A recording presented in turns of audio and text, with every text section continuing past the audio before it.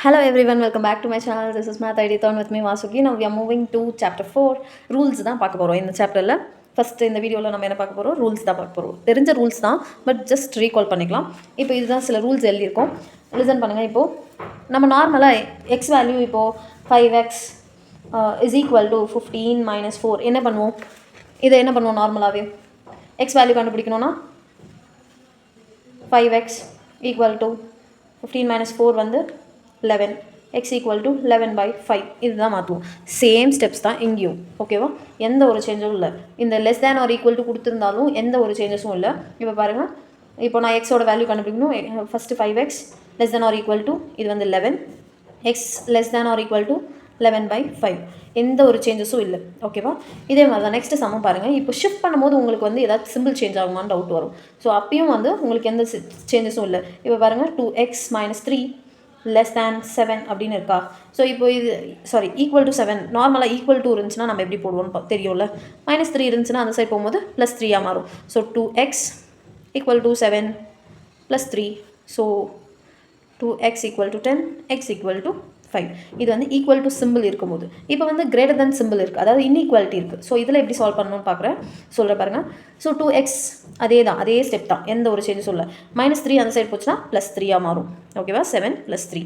So 2x > 10, x > 10/2, x > 5, ஓகேவா? ரொம்பவே சிம்பிளான இது வந்து நார்மலாக நம்ம சால்வ் பண்ணக்கூடிய இது.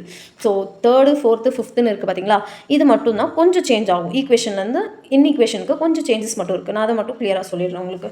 இப்போ பாருங்கள், இப்போது நம்ம ஈக்குவல் டு இருக்கும்போது நம்ம என்ன பண்ணுவோம், இப்போ நான் ஈக்குவல் டு இருக்கிற போது காமிக்கிறேன். ஈக்குவல் டு இருந்தால் நம்ம என்ன பண்ணுவோம், ரெண்டு சைடு ஈக்குவல் டுவை கேன்சல் பண்ணுவோம் ஃபஸ்ட்டு. நம்ம எக்ஸை மட்டும் ஒரு சைடு வச்சுட்டு 24/4 பண்ணிவிட்டு இதை 6ன்னு கொண்டு வந்துடும். x = 6 நார்மலாக கொண்டு வந்துடும். பட் இங்கே வந்து ஸ்டெப் சேஞ்ச் ஆகும்.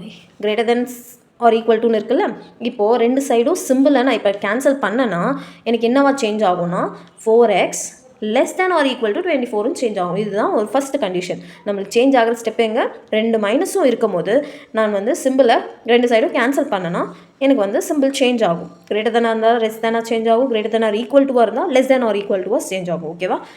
X less than or equal to 24/4, x less than or equal to 6. So இதே சம இன்னும் வேறு ஸ்டெப்பில் பண்ணுற பாருங்கள். -4x -24 இதே கொஷனை நான் வேறு மாதிரி சால்வ் பண்ணுற பாருங்கள். இப்போ நம்ம என்ன பண்ணுவோம், எக்ஸை மட்டும் ஒரு சைடு வச்சுட்டு இந்த -4xை இந்த சைடு கொண்டு வர பார்ப்போம். உங்களுக்கு மிகப்பெரிய டவுட் வரும், லைக் -4x -4 வந்து அந்த சைடு +4 மாற்றணுமா, இல்லை டிவிஷனில் +4 எழுதணுமா, இல்லை டிவிஷனில் -4 எழுதணுமா, இந்த மாதிரிலாம் கன்ஃபியூஷன் இருக்கும். கிளியராக ஒன்று சொல்கிற பாருங்கள். இப்போது 4க்கும் எக்ஸுக்கும் நடுவில் என்ன சிம்பிள் இருக்குதுன்னு பார்த்தீங்கன்னா மல்டிப்ளிகேஷன் சிம்பிள் இருக்குது. ஸோ இப்போ திங்க் பண்ணுங்கள், மைனஸ் பெருசா இல்லை மல்டிப்ளிகேஷன் பெருசா? எப்பயுமே மல்டிப்ளிகேஷன் சிம்பிள் தான் பெருசு, ஓகேவா?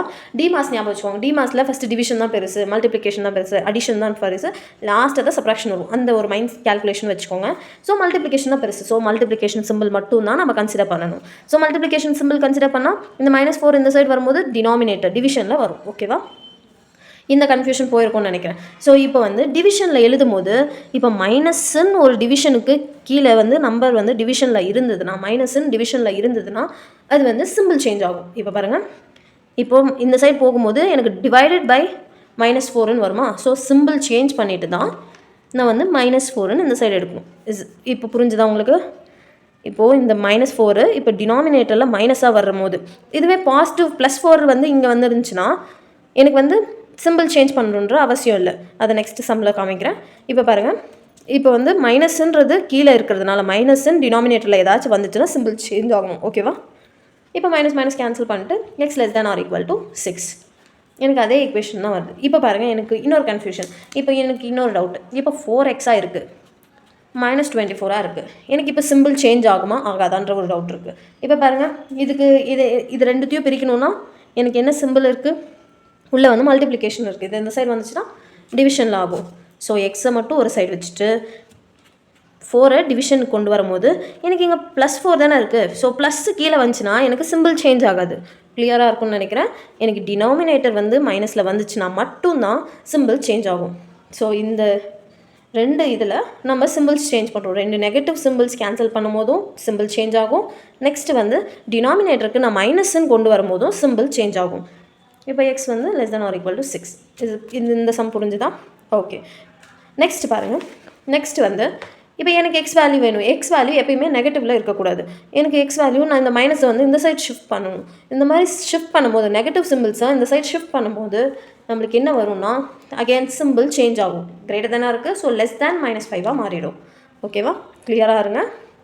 இப்போ நான் என்ன சொன்னேன்னா இப்போ பாருங்கள், மைனஸுக்கு எக்ஸுக்கு மைனஸ் இருக்கக்கூடாது. மைனஸை நான் எப்படி இருந்தாலும் அந்த சைட் ஷிஃப்ட் பண்ணணும். அதுவே நம்ம இப்போ பாருங்கள், உங்களுக்கு இதில் சொன்னால் உங்களுக்கு புரிஞ்சிடும்னு நினைக்கிறேன். இப்போ நம்ம எக்ஸை எப்படி ஷிஃப்ட் பண்ணுவோம்? எக்ஸ் ஈக்குவல் டு -6ன்னு டேரெக்டாக எழுதிடுவோம். ஈக்குவேஷனாக இருக்கும்போது, அதாவது ஈக்குவல் டு சிம்பிளாக இருக்கும்போது ஈஸியாக வந்து எக்ஸ் ஈக்குவல் டு -6ன்னு எழுதிடுவோம். ஆனால் இதுக்கு கண்டிஷன் இருக்குது. ஓகேவா? இதுக்கு சிம்பிள் சேஞ்ச் பண்ணணும். ஸோ எக்ஸ் வேல்யூவாக மாற்றணுன்னா இந்த மைனஸ் இந்த சைட் போகணும். அதுக்கு ஒரு கண்டிஷன் வந்து சிம்பிள் மாற்றணும். கிரேட்டர் தேனாக இருந்தால் லெஸ் தேன்னு மாற்றணும். ஓகேவா? இப்போ பாருங்கள், 2/3ன்னு இருக்குது. 2 இஸ் லெஸ் தேன் 3ன்னு இருக்குது. ஸோ இதை வந்து ரெசிப்ரோக்கலாக எழுதும் போதும் நம்மளுக்கு சிம்பிள் சேஞ்ச் ஆகும். ரெசிப்ரோக்கல்னால் என்னது? 2க்கான ரெசிப்ரோக்கல் வந்து 1/2. இது 3க்கான ரெசிப்ரோக்கல் 1/3. இப்போ பார்த்தீங்கன்னா 1/2 தான் கிரேட்டராக இருக்கும். ஓகேவா? இதை டிவைட் கூட பண்ணி பார்த்துக்கோங்க. 1/2 வந்து 0.5, 1/3 வந்து லைக் 0.33 சம்திங் வரும். நீங்கள் பார்த்தீங்கன்னா இதுதான் வந்து பெருசாக இருக்கும். ஓகேவா? ரெசிப்ரோக்கல்ஸ் ஏதாச்சும் எடுத்தாலும் சிம்பிள்ஸ் சேஞ்ச் ஆகும். ஸோ 4 சிம்பிள்ஸ்க்கு மட்டும்தான் நம்ம சேஞ்ச் ஆகும்னு சொல்லியிருக்கோம். அதை மட்டும் கிளியராக இருந்துக்கோங்க. ஸோ ரெண்டு சைட் மைனஸ் வந்துச்சுன்னா கேன்சல் ஆகும். மைனஸ் டினாமினேட்டரில் போனாலும் சிம்பிள் சேஞ்ச் ஆகும். மைனஸை அந்த சைட் ஷிஃப்ட் பண்ணாலும் சிம்பிள் சேஞ்ச் ஆகும். ரெசிப்ரோக்கலாக எடுத்தாலும் சிம்பிள் சேஞ்ச் ஆகும். ரொம்பவே சிம்பிளான ரூல்ஸ். இதை மட்டும் ஞாபகம் வச்சுக்கிட்டிங்கன்னா இந்த ஹோல் எக்ஸசைஸும் ரொம்பவே ஈஸியாக முடிஞ்சிடும். Catch you in the next video. Do subscribe my channel for more videos. Thank you. Bye bye.